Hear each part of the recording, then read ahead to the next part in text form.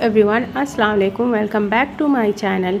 Clean और organise घर सबको पसंद होता है, लेकिन अगर हम ये सोचें कि हमने सुबह में एक बार क्लीनिंग कर ली, उसके बाद पूरे दिन तक घर ऑर्गेनाइज्ड रहे, तो ये थोड़ा सा मुश्किल हो जाता है। ख़ास करके जब घर में छोटे बच्चे हों तो ये थोड़ा सा और ज़्यादा मुश्किल हो जाता है। लेकिन कुछ ऐसी आदतें हैं जिनको हम फॉलो करें तो हमारा घर जो है वो पूरे दिन ऑर्गेनाइज रहेगा और हर वक्त साफ़ रहेगा। तो आज मैं आपके साथ कुछ ऐसे ही टिप्स शेयर करने वाली हूँ जिसको फॉलो करके आप अपने घर को हमेशा ऑर्गेनाइज रख सकते हैं। तो पहला काम जो है मैं ये करती हूँ कि मैं जब सुबह उठती हूँ, ब्रश करती हूँ, उसी वक्त अपना वॉश बेसिन को साफ़ कर लेती हूँ। हार्डली इसमें 2 मिनट लगता है। मुझे पता है सुबह का टाइम जो होता है काफ़ी ज़्यादा हेक्टिक होता है, लेकिन 2 मिनट में ये काम अगर हो जाता है तो आप अपने 2 मिनट सुबह निकाल सकते हैं और अपना जो बेसिन एरिया है इसे साफ़ कर सकते हैं। अगर आप इसे छोड़ देते हैं तो फिर दिन भर कुछ न कुछ लगा ही रहता है और ये एरिया अक्सर साफ़ होने के लिए रह जाता है। तो मैंने यहाँ पे अपना 2 मिनट निकाल कर इस एरिया को साफ़ कर लिया। उसके बाद दूसरा मैं क्या करती हूँ कि जैसे मेरे बच्चे सोकर उठते हैं, मेरा पहला काम होता है बेड को साफ़ करना, क्योंकि किचन में सुबह बहुत काम होता है। अगर हम बेड को ऐसे ही छोड़ देते हैं तो पूरा रूम ऐसा लगता है कि मेसी है। अगर झाड़ू पोछा हम बाद में भी लगाए, अगर सिर्फ बेड को साफ़ कर लेना तो पूरा जो रूम है उसका लुक चेंज हो जाता है। ज़रूरी नहीं है कि हम हर रोज़ अपना बेडशीट चेंज करें। मैं हफ्ते में 1 या 2 बार अपना बेडशीट बदलती हूँ, लेकिन एक बार सुबह में उसे बेडशीट को अच्छे से उठा के झाड़ दे और उसके बाद में बेडशीट को अच्छे से आप टक करके बिछा देंगे ना, तो जो आपका आधा क्लीनिंग का काम होता है यहाँ पर ख़त्म हो जाता है। अगर आप कमरे में आओगे और बेड ऐसे ही पड़ा रहेगा ना, तो ऐसा लगेगा कितना ज़्यादा आपका काम पड़ा हुआ है। तो यहाँ पे मैंने मुश्किल से 5 से 6 मिनट में अपना बेड ठीक कर लिया था। ये छोटे छोटे काम ऐसे होते हैं ना जिनको करने में टाइम तो नहीं लगता है, लेकिन अगर हम उस वक्त ना करें, छोड़ दें, तो यही काम जो होते हैं ना हमारा बर्डन बढ़ा देते हैं। तो यहाँ पे मैंने बेड साफ़ कर लिया था। और एक और काम जो है मैं करती हूँ, मुझे क्या करती हूँ कि मैं जब भी काम करने शुरू करती हूँ ना, मैं खुद को एक चैलेंज देती हूँ कि मुझे इतनी देर में ये काम ख़त्म करना है। इससे क्या होता है कि मैं मेंटली प्रिपेयर हो जाती हूँ कि मुझे ये काम इतने देर में ख़त्म करना ही है। तीसरा क्या है, हमें मल्टीटास्किंग होना बहुत ज़रूरी है। यहाँ पर मैं आई थी मछलियों को खाना देने के लिए और मैंने देखा कि ये जो मेरा एक्वेरियम है इस पर धूल जम गई थी, तो इसे मैंने उसी वक्त तुरंत साफ़ कर लिया।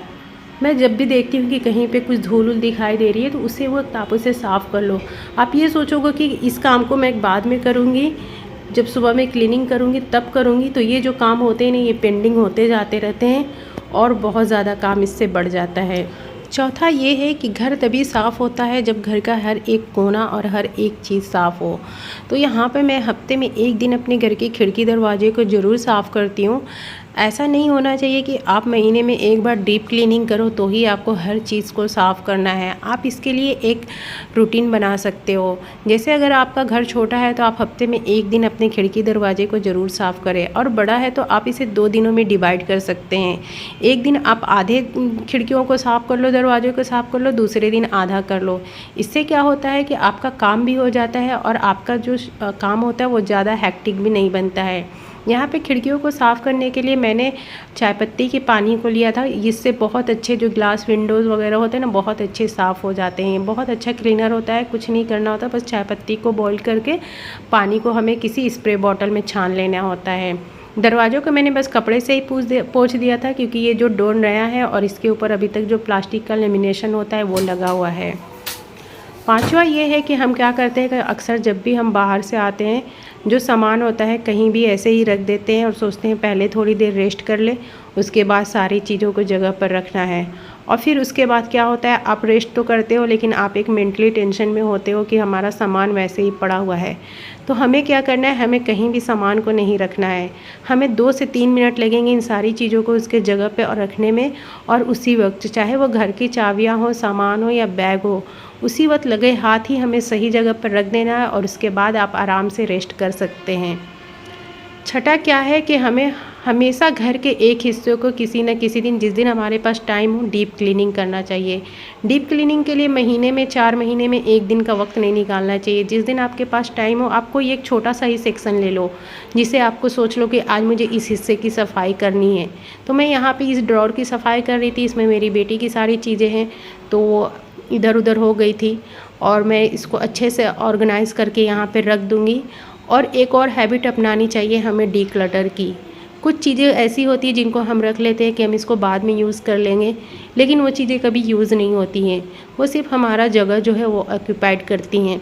तो कुछ चीज़ें जिनकी ज़रूरत नहीं है और आप उसे सिर्फ इसलिए रख रहे हो कि हम इसको इन फ्यूचर यूज़ कर लेंगे, उसको आप निकाल दो। जगह भी खाली रहेगा, आपका घर भी साफ़ सुंदर दिखाई देगा। तो यहाँ पे इस ड्रॉर को मैंने साफ़ कर लिया था और सारी चीज़ें जो थी वो अच्छे से रख दी थी। ये जो हैबिट होती है ना, आपके घर को तो साफ़ रखती ही रखती है, साथ में आपको ना जो एक डीप क्लीनिंग वाली जो टेंशन होती है ना महीने 2 महीने पे, उससे भी आपको फ्री रखती है। तो यहाँ पे जो मेरा मुश्किल से 8 से 10 मिनट में ये काम भी हो गया था। घर जो होता है ना वो सबका होता है। अगर आप ये सोचो कि आप अकेले दिन रात लगे रहोगे और घर को साफ़ रखोगे तो ये पॉसिबल नहीं है। घर में जितने भी मेंबर हैं उनको कुछ ना कुछ कंट्रीब्यूशन देना चाहिए। अगर छोटे बच्चे हैं तो उन्हें पता होना चाहिए स्कूल से आने के बाद उन्हें अपना शूज़ कहाँ रखना है। जब वो स्कूल से आ रहे हैं तो उन्हें अपना लंच बॉक्स, अपना वाटर बॉटल ले जाकर तुरंत उसी वक्त बैग से निकाल कर किचन में रखना है। ऐसा नहीं करना है कि उसे दिन भर के लिए अपने बैग में ही छोड़ दो, जब निकालेंगी माँ ही निकालेंगी। तो ये हैबिट्स को फॉलो करके हम अपने घर को हमेशा साफ़ रख सकते हैं, साथ में बच्चों के अंदर क्लीनिंग की हैबिट भी डेवलप कर सकते हैं। यहाँ पे मेरी बेटी पढ़ाई कर रही है तो मैंने एक छोटा सा डब्बा रख दिया है जिसमें वो पेंसिल शार्प करके डालेगी या फिर कागज़ वगैरह डालेगी। इससे घर भी हमेशा ऑर्गेनाइज रहेगा और बच्चे में क्लीनिंग की हैबिट भी डेवलप होगी। 8वां टिप्स ये है कि हम कपड़े जब धुल के डालते हैं ना, सूख जाते हैं तो उनको ला के रख देते हैं। ठीक है, थोड़ी देर के बाद इनको रख देंगे हम अलमारी में, लेकिन ये जो कपड़े होते हैं ना ऐसे ही पड़े रहते हैं। और जब घर में इधर उधर कपड़े पड़े होते हैं ना, तो घर का अगर कितना भी साफ़ सुथरा हो लेकिन घर देखकर लगता है ना कि घर कितना फैला है।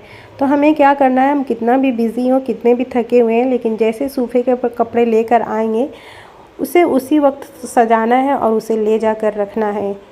इस काम में ना बहुत ज़्यादा तो ना 10 मिनट लगता है, लेकिन आप इस काम को कर लो ना तो एक अलग सा ही सेटिस्फेक्शन महसूस होता है। वो कबीर दास का दोहा है ना जो हम सब ने स्कूल में पढ़ा था, कल करे सो आज कर, आज करे सो अब, पल में प्रलय आएगा बहुरी करेगो सब कब। तो इस दोहे को ना हम सबको अपने लाइफ में ना इम्प्लीमेंट करना चाहिए, क्योंकि ये जो दोहा है ना ये हमारे लिए बहुत ज़्यादा यूज़फुल है और मैं इसे अपने लाइफ में इम्प्लीमेंट करती हूँ कि मुझे जो जब करना है उसी वक्त करना है। लास्ट टिप्स ये है कि हम अपने घर के तो कोना कोना चमकाते हैं, बाथरूम को भी रोज़ जब नहाने जाते हैं तब धोते हैं, लेकिन जो वॉशरूम की बाल्टियाँ होती हैं ना वो अक्सर रह जाती हैं। तो हमें हफ्ते में एक दिन अपने वॉशरूम के सारे बकेट्स और जग को साफ़ करना है। कोई भी आप हफ्ते में एक दिन बना लो, जिस दिन आपके पास थोड़ा सा ज़्यादा टाइम हो, आप 5 से 10 मिनट निकाल के ये काम कर सकते हो। और जब आप ये काम करोगे ना तो आपका जो वॉशरूम तो साफ़ रहेगा ही, साथ में आपकी सारी बकेट्स जग भी साफ़ रहेंगे। अब घर पे कभी भी कोई आएगा ना, आपका घर का कोना कोना साफ़ और चमकता हुआ मिलेगा और उसके बाद जो आपको खुशी महसूस होगी ना, वो खुशी और कोई नहीं दे सकता है। जो घर ऑर्गेनाइज घर को देख के जो पीसफुल और एक हैप्पीनेस वाली खुशी मिलती है। तो ये थी मेरी आज की टिप्स। उम्मीद करती हूँ आप लोगों को पसंद आया हो। वीडियो में कुछ भी पसंद आया है तो वीडियो को लाइक कर दें और चैनल को अभी तक सब्सक्राइब नहीं किया है तो चैनल को काइंडली सब्सक्राइब कर लें। और बाकी कुछ भी कहना चाहते तो आप मुझे कमेंट बॉक्स में ज़रूर बताएं, मुझे बहुत अच्छा लगेगा। फिर मिलेंगे नए वीडियो में, तब तक अपना ख्याल रखें और तब तक के लिए अल्लाह हाफिज़।